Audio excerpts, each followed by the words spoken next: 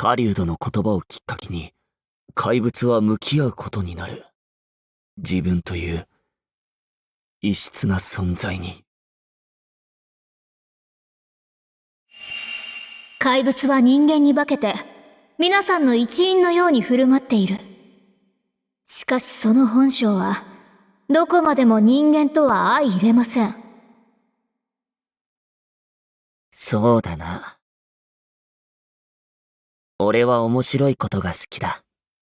だから人間にとって危険なことでも傷つけるようなことでも何でもやる。今までもずっとそうだった。見た目を人間に似せても中身までは変わらない。だが、それが俺だ。そういう風に生まれたものをどうやって変えられる？俺は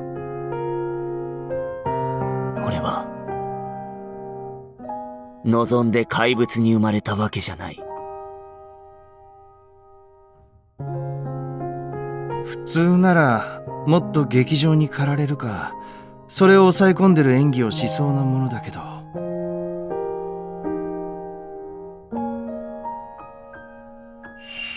この場面はあえて感情を出さずに演じてみてほしいんだ。感情を出さずにというと？そうだね。この怪物は自分自身に絶望しているんだ。自分の本質からは絶対に逃げられない。根本から変えることもできない。悲しんでも声を荒げても周りと同じにはなれない。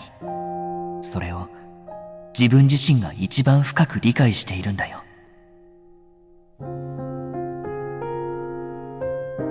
分かり合える者がいない孤独。怪物にとってはずっとそばにあったものだ。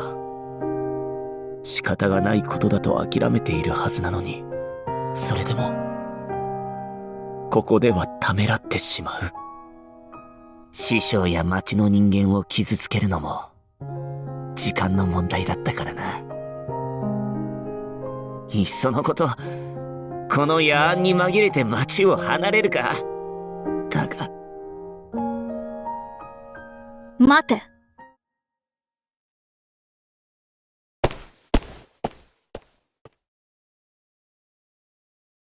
狩人か。こんな夜中まで怪物探しとは精が出るな。ああ、そうだ。そして今、ようやく正体を突き止めた。月明かりもない夜に、明かりも持たず歩ける人間はいないからな。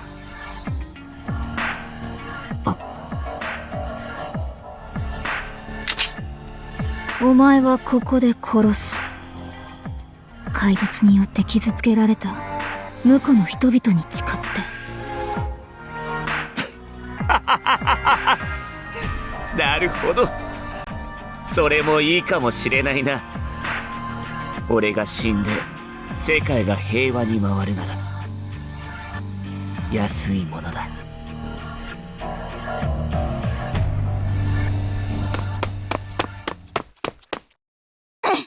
待ってくれ！師匠！なぜここに？なぜも何も、弟子の様子がおかしければ心配するだろう。どいてください。それはあなたの弟子ではなく、人のふりをしただけの怪物ですよ。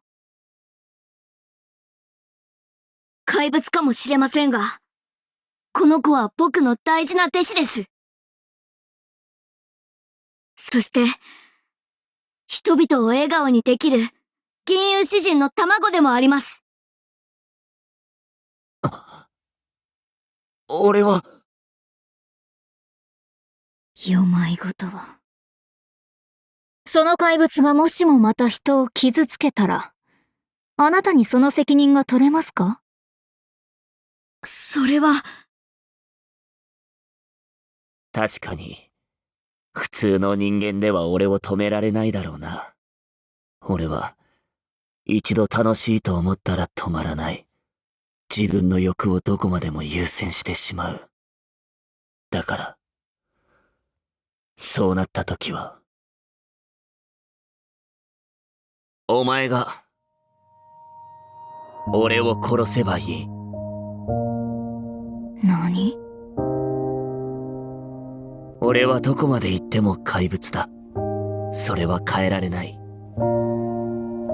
だが、それでも、怪物だと知っても、俺を認めてくれる者がいるなら、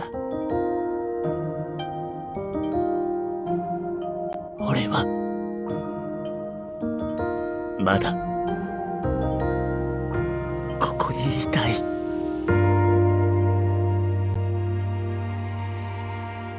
お前が言うように、俺は人間を傷つけた。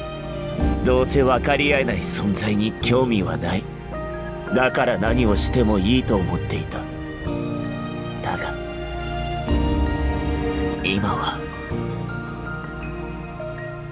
俺の歌を聴いて笑う人間を見ると、胸のあたりが温かくなる。次はもっと上手くなって、驚かせてやりたいと、そう思うようになった。俺は、人間を愛おしいと思う。怪物風情が何を？信じられないだろうな。だが、俺は本気だ。信じてもらうためなら何でもする。償いが必要なら足でも目でもお前にやろう。だからチャンスをくれないか。僕からもお願いします。狩人にも自分の信じる正義がある。そう簡単にはいけない。だから認められませんね。チュー！足や目をくれてやる？そんな程度で償いになると思うのがおこがましい。消えろ。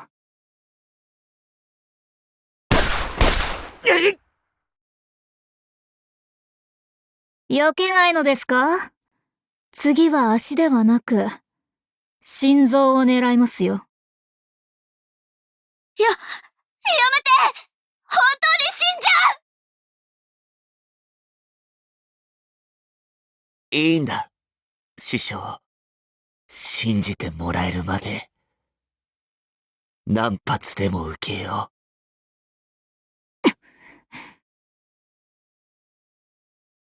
殺してもいい。俺が死ねば平和になるというのはその通りだからな。お前は。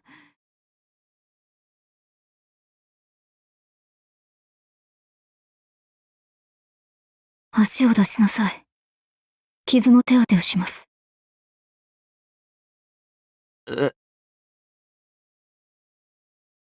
怪物に心があるのか、私は知りません。お前がどれだけ本気で改心したのかも。ですから、しばらくこの町に滞在することにします。その言葉が真実かどうか、見極められるその時まで。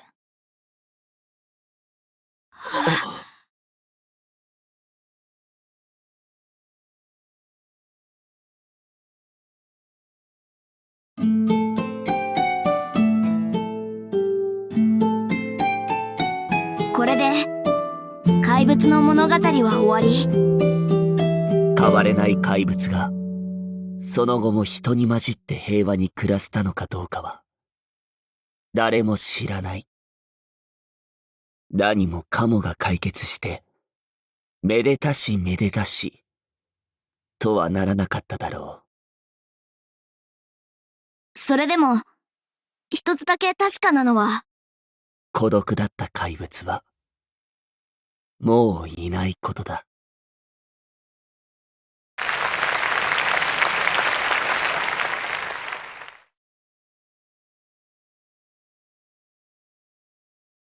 おお、これはなかなか予想外でしたね。ええ、正直、もっとエンターテインメントど真ん中の方向性で来るかと思ってました。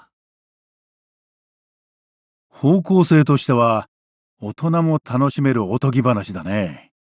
孤独で身勝手だった怪物の成長や、それを取り巻く人間たちの前世が、とてもリアルに描けていたと思うよ。そうですね。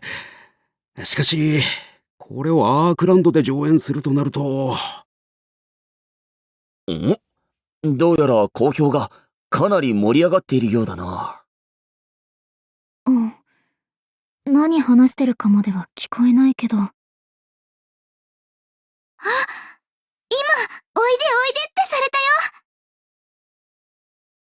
どうやら結論がまとまったようだね。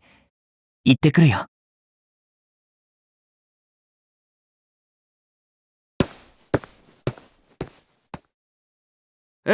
お待たせしました。演出家コースの公表を始めます。よろしくお願いします。まず、今回のショーでは、心理描写の繊細さが高く評価されました。童話のような世界観でありながら、不条理な現実と、そこから生まれる孤独や葛藤を観客に突きつけてくる。ここが最も大きく評価の割れた点でした。はい。率直に言うと、アークランドで上演するには、ちょっとばかり生々しい部分が目立つね。題材自体は面白かったけど、料理の仕方がまだ甘い。はい。確かに、いろいろとアンバランスではあったね。だけど、僕は好きだよ。真剣で熱さがあって、とても面白かった。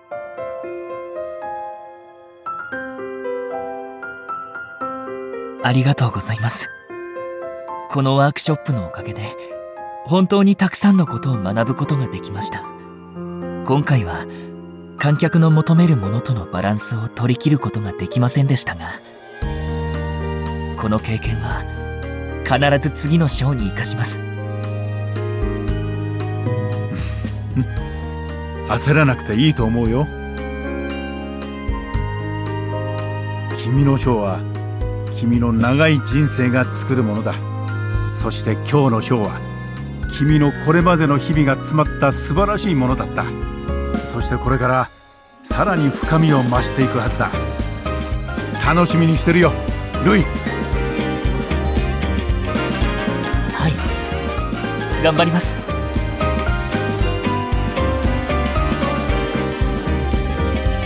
あの表情を見るに満足のいく結果だったようだな。そうだね。